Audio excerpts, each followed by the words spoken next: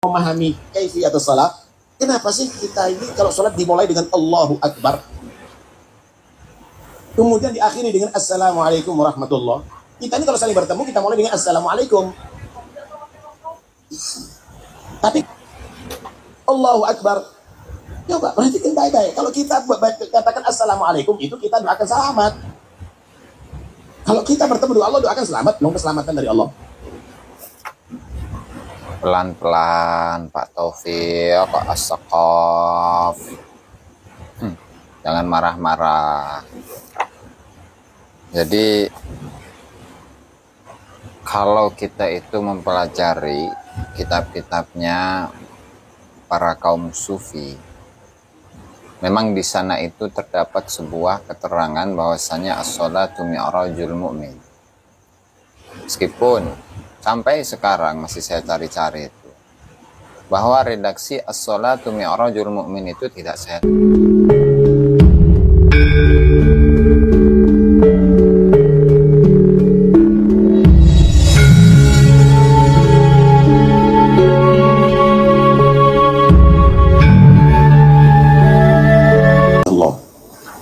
Mi'rajnya orang yang beriman lewat sholat, lewat sholat. Karena itu orang yang beriman ini bisa mi'raj, tapi bukan seperti mi'rajnya Nabi, bukan seperti mi'rajnya para malaikat, tapi mi'rajnya orang beriman melalui sholat. Itu kadang-kadang heran juga sih, orang belum tahu, belum ngerti kok, kadang-kadang mengkritik gitu. Mi'rajnya Allah itu ada, tapi bukan sampai ke Sidratul Muntaha yang sana. Lewat sholatnya. Karena itu kalau kita mau memahami kaifiyatus salat, kenapa sih kita ini kalau sholat dimulai dengan Allahu Akbar,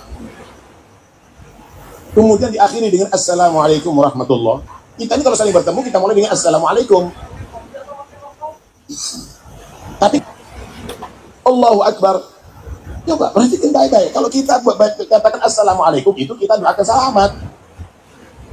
Kalau kita bertemu dengan Allah, doakan selamat, dong keselamatan dari Allah.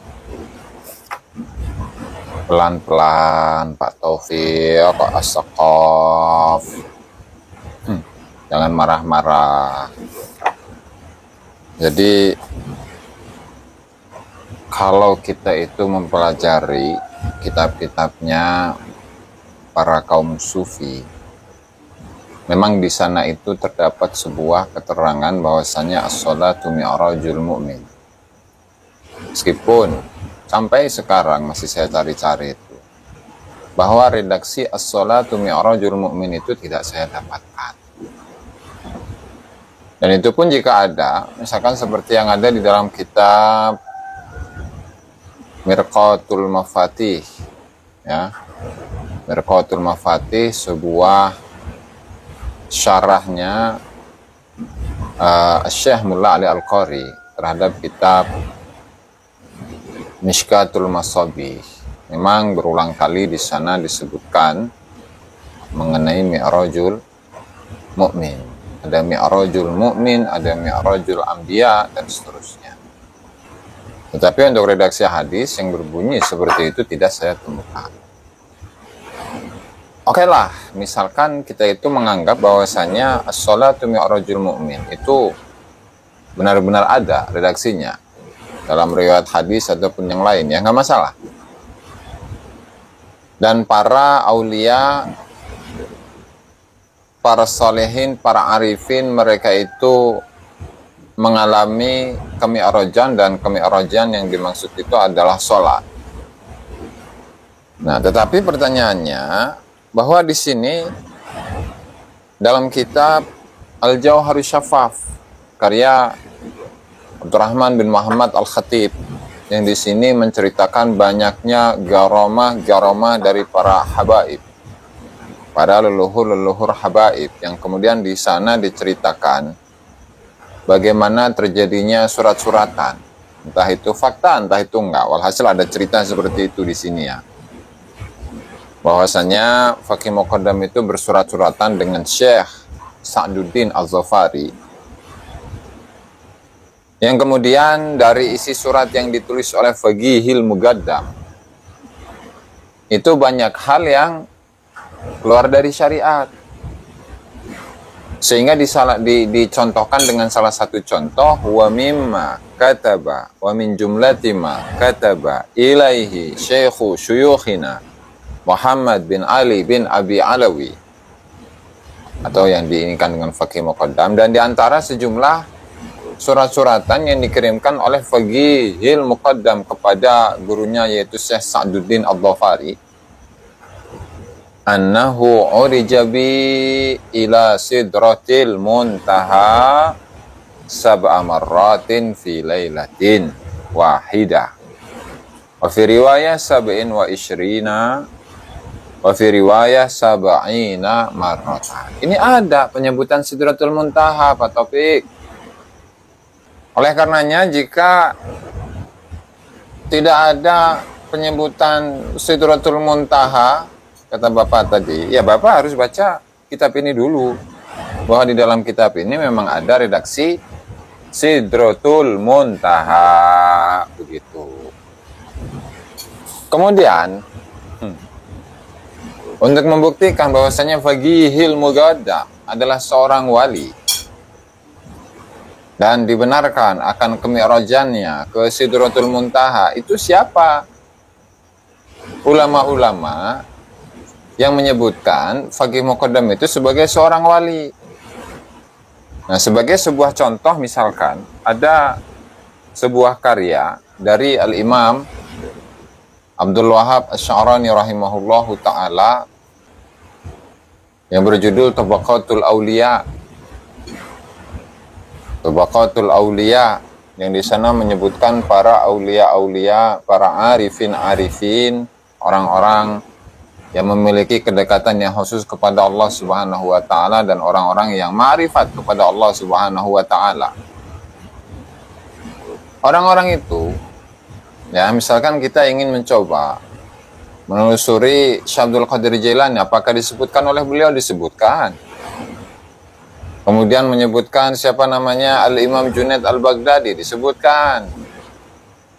Al-Husain bin Mansur Al-Hallaj disebutkan, Ibnu Arabi disebutkan, Ibnu Athaillah As-Sakandari disebutkan, Al-Imam Al-Kabir Ar-Rifai, Ahmad Al-Kabir Ar-Rifai disebutkan juga.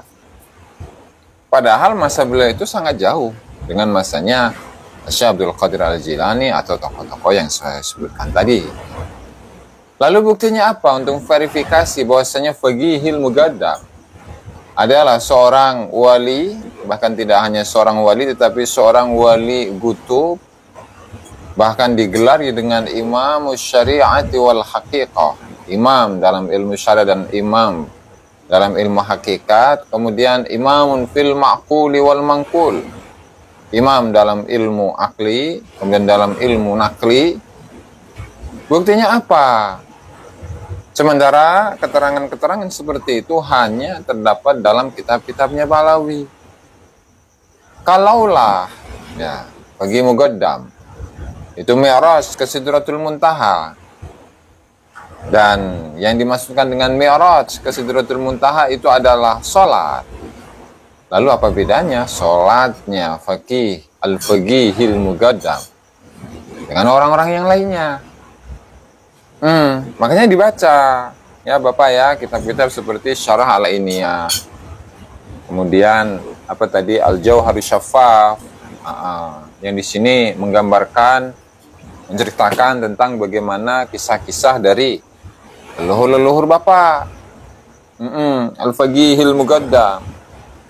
Lalu bagaimana cara memverifikasi akan hal itu?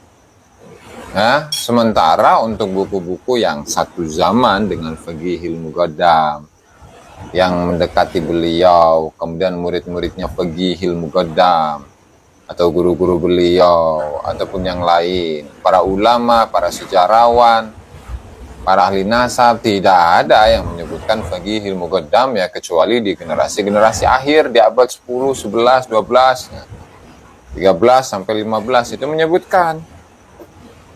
Ya, sehingga di sini ya saya mempertanyakan ini, bagaimana sebenarnya Faqihil Muqaddam.